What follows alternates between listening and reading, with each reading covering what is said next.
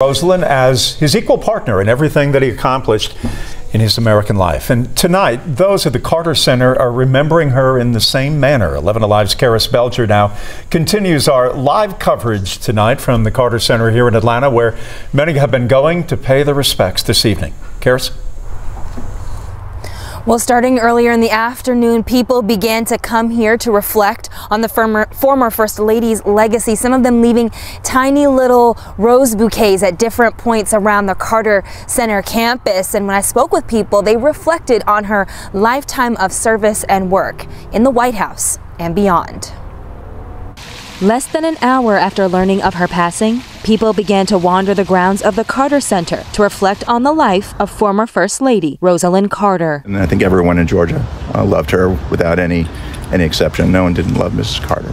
Joel Silverman came as the sun began to set, leaving these flowers at the bust commemorating Rosalynn Carter's husband, former President Jimmy Carter. Jumped up the second I saw the news and grabbed some flowers and came here.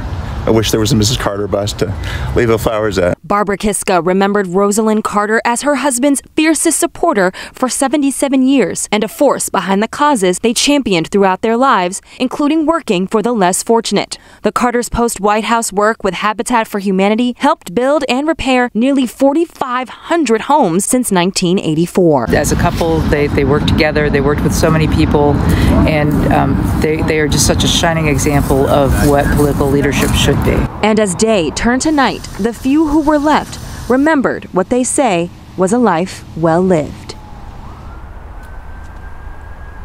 And when you think about former First Lady Rosalynn Carter's work and her service throughout the years, one cause in particular sticks out. That is her work to bring more attention to concerns around cognitive health disorders. And people I spoke with here at the Carter Center say that's something they became even more aware of, especially after her family began to speak publicly about her own experiences with dementia. That's just a small way in which her entire lifetime of service is having an impact and even being remembered right now. Back to you. So authentic. That is one word we're hearing a lot tonight. Such an